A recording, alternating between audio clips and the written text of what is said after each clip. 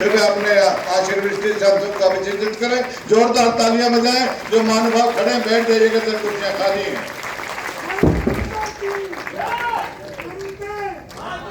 मंच पर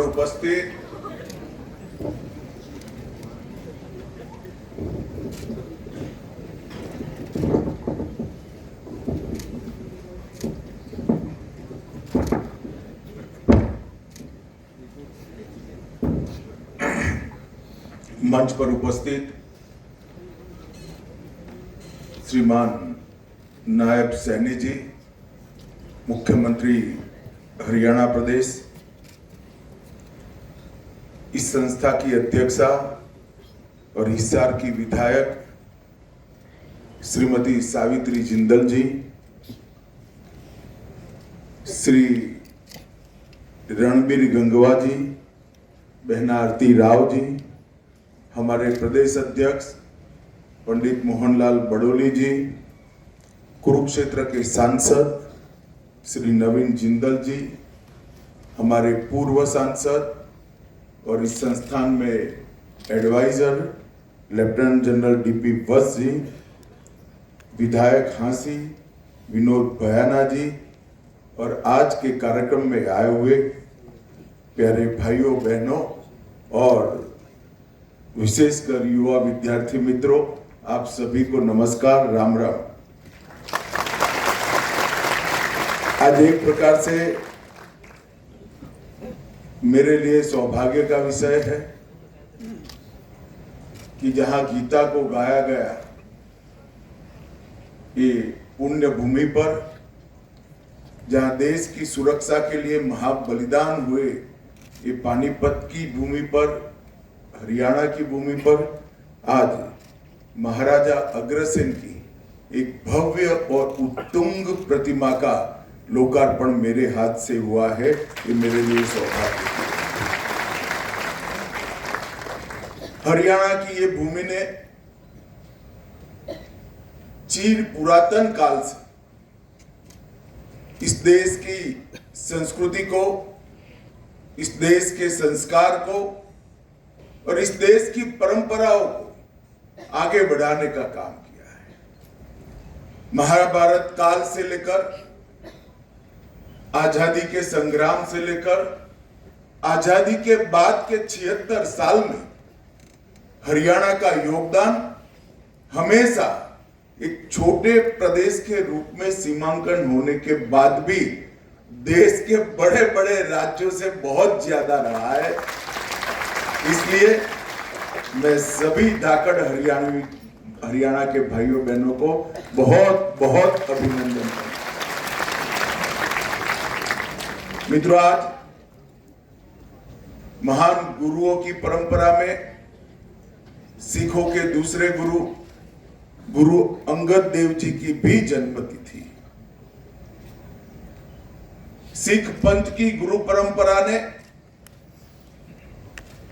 जब एक समय था कि देश के अंदर मूल संस्कृति ही समाप्त हो जाएगी, तब बाबर से लेकर औरंगजेब तक 10 गुरुओं ने संघर्ष कर हमारी परंपराओं को लचीला भी बनाया, पुनर्जीवित भी किया और जहां जरूर पड़ी वहां बलिदान देकर संघर्ष करने का काम भी।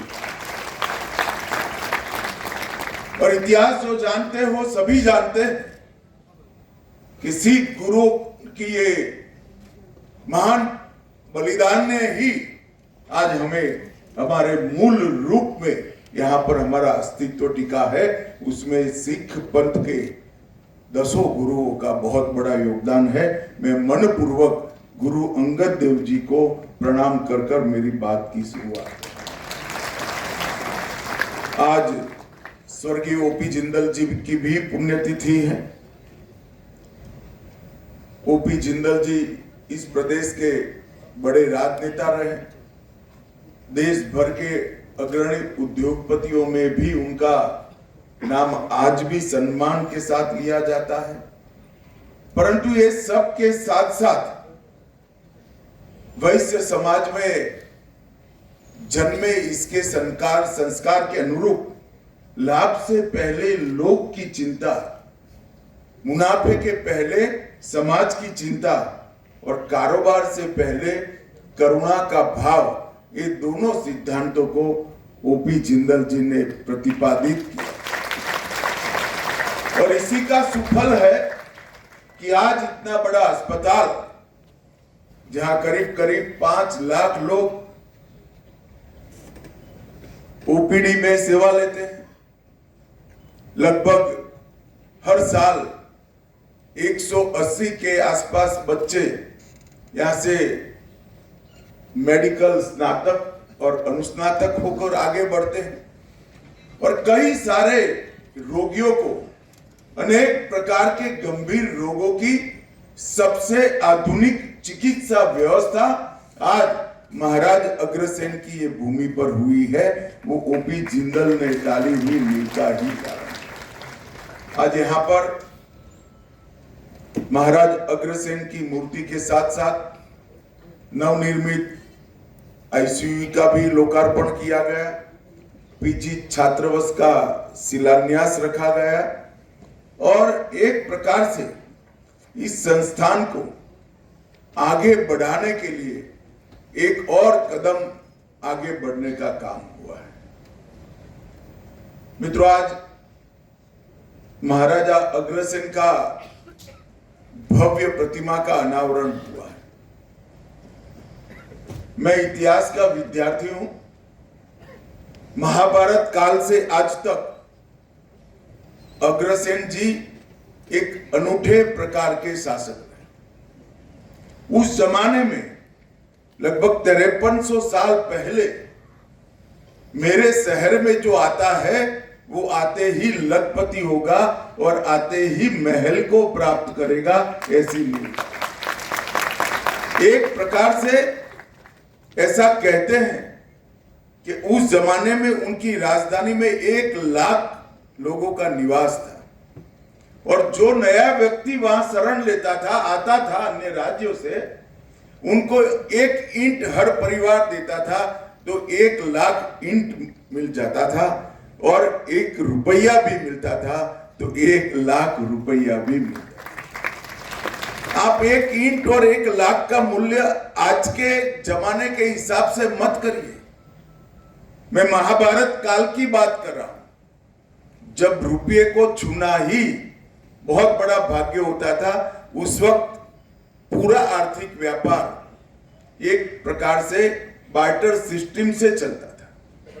जो बहुत धनी होते थे उनके पास ही करेंसी हुआ करती थी। उस जमाने में महाराज अग्रसेन की राजधानी में जो आया वो 1 लाख ईंटों के महालय का घर का मालिक बना और 1 लाख रुपया प्राप्त कर लखपति बन जाता। समृद्धि का इतना सुचारू रूप से राज्य पर बोझ डाले बगैर हर व्यक्ति के कल्याण का रास्ता शायद आज तक किसी ने ना ढूंढा है, ना किसी ने जमीन पर उतारा है। महाराजा अग्रसेन बहुत वीर योद्धा थे। महाभारत के युद्ध में भी इन्होंने हिस्सा लिया था, बड़ी युवावस्था में, और इन्होंने एक प्रकार से पूरे समाज तो खैर अब बना, उस वक्त पूरा राज्य ही होगा, पूरे राज्य के संस्कारों को सिंचित करने का काम किया। कोई भूखा न सोए, कोई व्यक्ति ऐसा ना हो जिसके सर पर छत न हो, और कोई व्यक्ति ऐसा ना हो जिसके पास कारोबार न हो। ये 3 चीजों को अपने सुशासन से उन्होंने निश्चित किया, सुनिश्चित किया, और इतने हजारों साल के बाद भी अग्रवाल समाज के जितने भी गोत्र है, आप उसको ध्यान से देखिएगा, हर व्यक्ति उद्यमी है, हर व्यक्ति देश को समर्पित है, हर व्यक्ति सेवा भी करता है और हर व्यक्ति अपना योगदान भी देश के विकास में। इतने हजारों साल के बाद जिस व्यक्ति ने दिए गए संस्कार, सिंचे हुए संस्कार, जरा भी इसका डाइल्यूशन हुए बगैर आज जस का तस सामने आया है, वो महान व्यक्ति एक प्रकार से हम सब के लिए आदर्श होना चाहिए। उन्होंने सुशासन के लिए भी ढेर सारे सिद्धांत प्रस्तावित किए गए थे। कई ऐतिहासिक डॉक्यूमेंट्स में इसका जिक्र भी मिलता है, उसको प्रस्तावित भी किया गया है। और एक प्रकार से आज नरेंद्र मोदी जी भी उसी रास्ते पर आगे बढ़ रहे हैं। आज नरेंद्र मोदी जी के 10 साल के अंदर 75 साल से जो 60 करोड़ गरीबों की फौज इस देश में बनी थी, उसमें से 25% लोगों, 25 करोड़ लोगों को गरीबी की रेखा से ऊपर एक 10 साल के अंदर ही ले जाने का काम किया। 4 करोड़ आवास बनाए, मतलब 20 करोड़ लोगों को छत देने का काम किया। 81 करोड़ लोगों को प्रति व्यक्ति 5 किलो राशन मुफ्त मिलता है। 11 करोड़ लोगों को गैस का चूल्हा देकर धुआं मुक्त घर बनाने का काम किया। 12 करोड़ परिवार इस देश में 2014 तक शौचालय विहीन थे। उस परिवार की बच्चियों की कल्पना करिए जहां शौचालय नहीं होता है। हम शहर में रहते हैं, हमें कल्पना नहीं है उसकी, मगर जिस परिवार में शौचालय नहीं होता है, इसकी माताएं, बहनें, बच्चियां किस तरह से जीती होंगी। आजादी के 70 साल के बाद 12 करोड़ घर ऐसे थे जिसमें शौचालय नहीं था। और आज मैं अभिनंदन देना चाहता हूं हरियाणा सरकार को कि देश में सबसे पहले हर घर को शौचालय देने वाली सरकार हमारी हरियाणा सरकार है। 15 करोड़ लोगों को घर में नल से जल दिया। 60 करोड़ लोगों को 5 लाख तक का पूरा स्वास्थ्य का खर्चा फ्री ऑफ कॉस्ट कर दिया। और मित्रों, इसके साथ साथ ऊर्जा हर घर में पहुंचाई और अब कोऑपरेटिव के माध्यम से हर घर के अंदर स्वरोजगारी देने का काम भी नरेंद्र मोदी जी की सरकार है। मोदी जी ने इस 10 साल के अंदर कई सारे क्षेत्र के अंदर आमूलचूल परिवर्तन आए। और आज मैं जब यहां आया हूं तब अस्पताल के प्रांगण में, मेडिकल कॉलेज के प्रांगण में मेरा कार्यक्रम है, तब एक होलिस्टिक अप्रोच के साथ नरेंद्र मोदी सरकार ने देश के स्वास्थ्य की चिंता करी।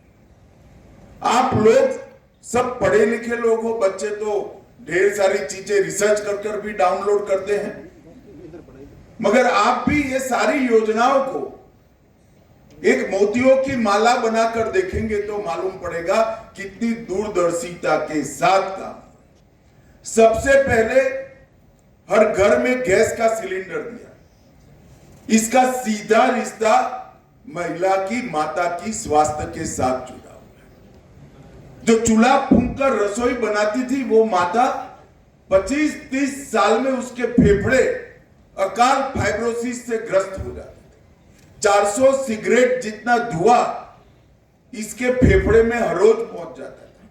तो 12 करोड़ घर में जब आप गैस का सिलेंडर पहुंचाते हो तो वो घर को धुएं से मुक्त करते हो। 12 करोड़ परिवारों में आप जब शौचालय देते हो तो स्वच्छता के कारण पूरे परिवार तो छोड़िए, पूरे गांव का स्वास्थ्य अच्छा होता है। इसके बाद में योग मिशन आया। योग वो हमारी महान परंपरा है जो दवाई वगैरह के जीवन को सार्थक करती है और सालों से उसको भुला दिया गया था।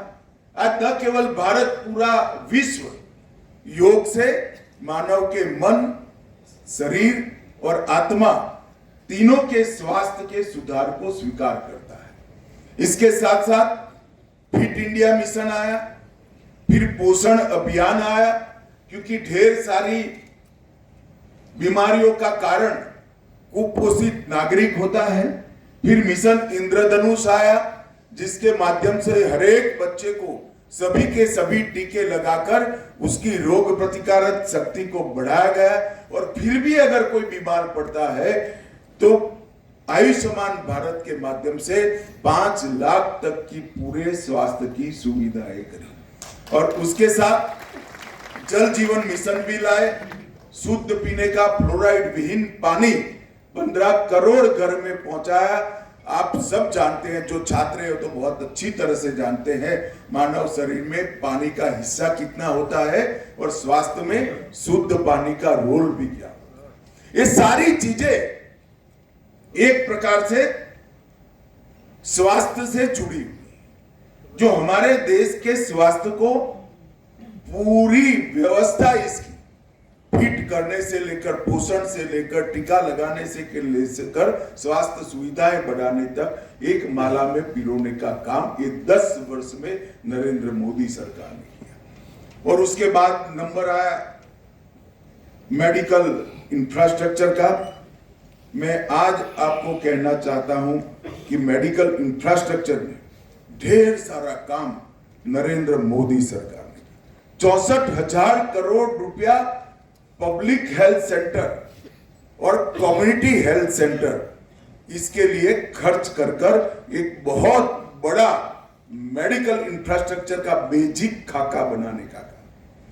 730 इंटीग्रेटेड पब्लिक हेल्थ लैब बनाए गए, 4382 ब्लॉक पब्लिक हेल्थ यूनिट्स बनाए गए और 602 क्रिटिकल केयर बॉक्स ये 10 साल के अंदर नए निर्मित किए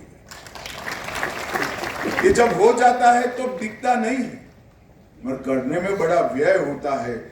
13-14 के भारत सरकार के बजट में 37,000 करोड़ स्वास्थ्य के लिए बजट था और 25-26 के करोड़ बजट में 1,37,000 करोड़ है। 1 लाख करोड़ की वृद्धि सालाना नागरिकों के स्वास्थ्य के पीछे हुई है। और आज मैं मेडिकल कॉलेज में आया हूं तब भी बताना चाहता हूं, हमारे यहां जब मोदी जी प्रधानमंत्री बने तब देश में 7 एम्स थे। ये 7 में से 6 भी अटल जी के टाइम में बने थे। कांग्रेस के टाइम में एक ही राजकुमारी अमृत कौर बनाकर गई थी।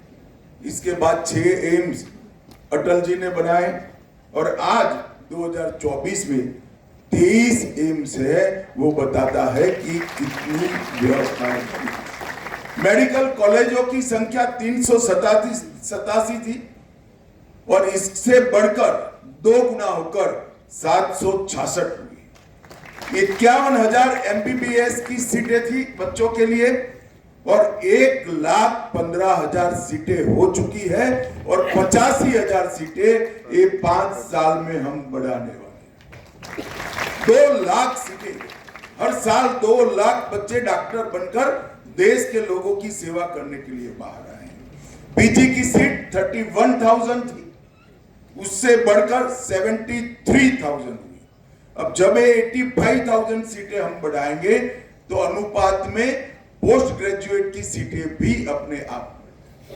मित्रों, ये जो इंफ्रास्ट्रक्चर बन रहा है, जब मेडिकल की कॉलेज की मैं बात करता हूं 387 से 766 हुए, तब आपको लगता है कि ये सिर्फ पढ़ने की सुविधा बढ़ी है। ऐसा नहीं है।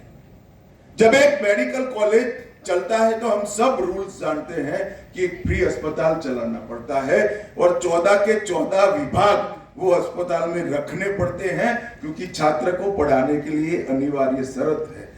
इसका मतलब हुआ इस देश में 766 संपूर्ण अस्पताल फ्री ऑफ कॉस्ट गरीबों का इलाज करने वाले बनाने का काम हो चुका है, जो हमारे हर जिले में, देश के 750 जिले में 766 अस्पताल बने। और भाजपा शासित सभी राज्यों का संकल्प कि मिनिमम हर जिले में एक अस्पताल बनाया जाए। राजधानी के अंदर 3 है, एक मेडिकल कॉलेज राजधानी के अंदर 3 है तो नहीं गिना जाए। और मुझे विश्वास है कि अगले 5 साल के अंदर देश का एक भी जिला ऐसा नहीं होगा जहां मेडिकल कॉलेज नहीं होगा और फ्री अस्पताल। ये बहुत बड़ा परिवर्तन भारत के स्वास्थ्य के क्षेत्र में नरेंद्र मोदी सरकार है। और जहां जहां डबल इंजनों की सरकार बनी, बहुत तंज कसे जाते हैं हमारे डबल इंजन के मॉडल। कैसा कैसे हो सकता है? ऐसा ही होता है, क्योंकि एक समान विचार की पार्टी के लोग जब सिद्धांतों के आधार पर राजनीति करते हैं तो ऐसा ही होता है। इसका बेस्ट उदाहरण है तो हमारा हरियाणा। ये हरियाणा में सबसे बड़ी बदनामी होती थी नौकरियों के अंदर करप्शन, जातिवाद के कारण। एक सरकार आती थी तो एक क्षेत्र के लोगों को नौकरी मिलती थी, दूसरी सरकार आती थी तो दूसरे क्षेत्र के लोग, और किसी को फ्री ऑफ कॉस्ट नौकरी नहीं मिलती थी। खर्ची भी चाहिए थी और पर्ची भी चाहिए थी। भारतीय जनता पार्टी की सरकार ने खर्ची और पर्ची के बगैर 80,000 नौकरियां बांटकर ये सिद्ध किया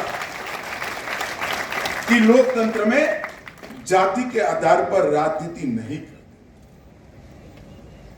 हरियाणा के खिलाड़ियों ने ये 10 साल में 3 गुना पदक जीते हैं। ये कोई प्रयास के बगैर नहीं हुआ। बासमती चावल का सबसे बड़ा निर्यातक छोटा प्रदेश होने के बावजूद 10 साल में हमारा हरियाणा बना, और सेना में हर 10वां जवान एक छोटे से हरियाणा से। सबसे ज्यादा 14 फसलें किसानों की अगर राज्य में एमएसपी पर खरीदी जाती है 24। सैनी जी बहुत जागरूक है। पहले 14 थी, सैनी जी के लिए ताली बजाओ, उन्होंने 14 से 24। सबसे पहला राज्य अगर कोई है तो हरियाणा है।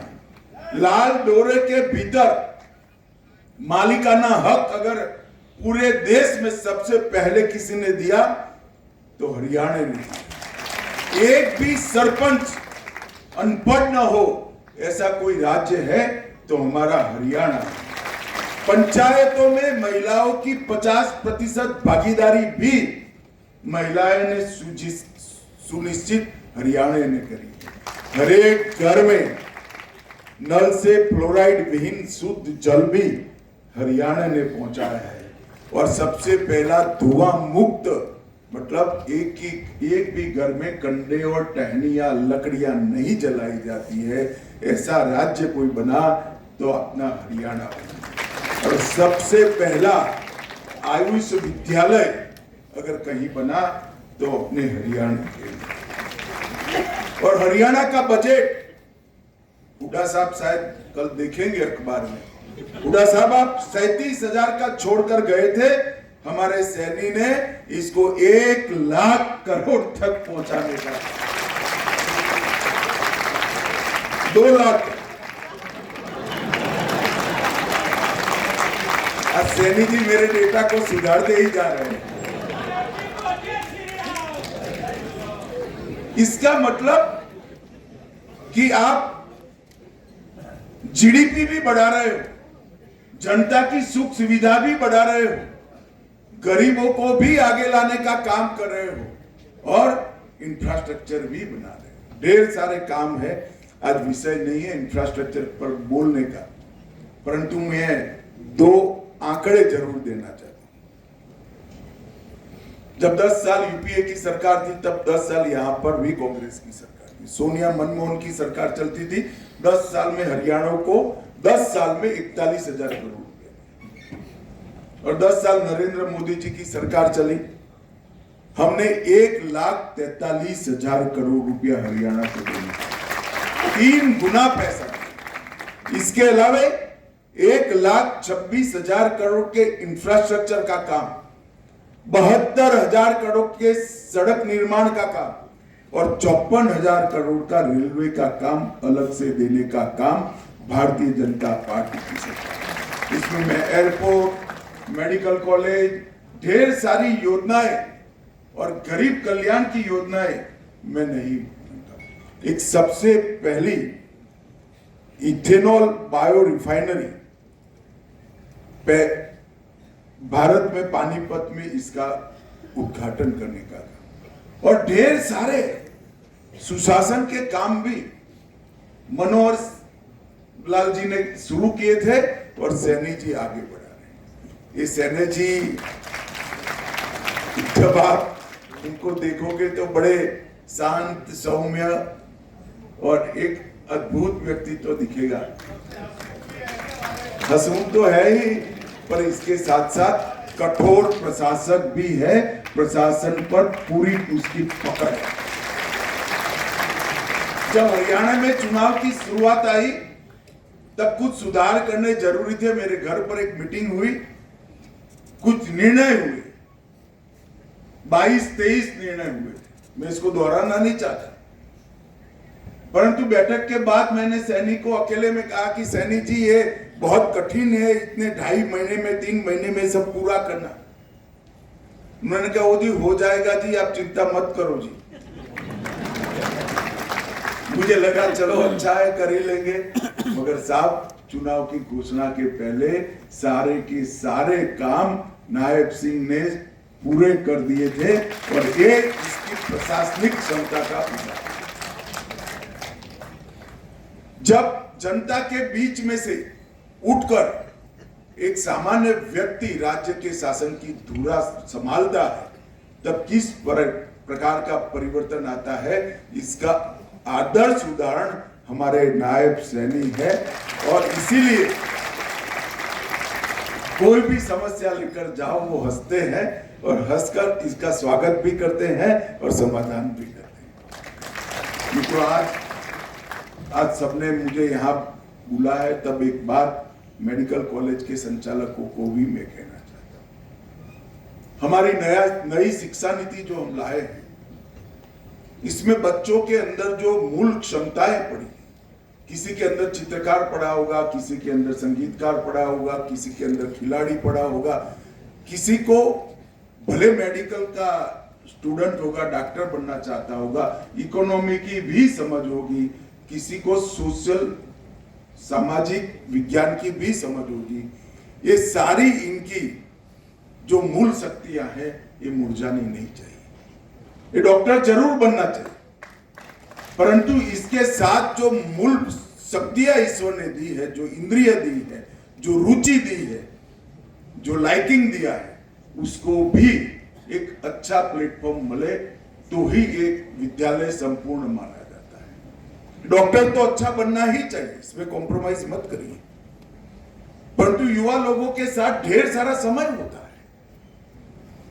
हमारी शिक्षा नीति के ऐसे वर्टिकल दिए हुए हैं।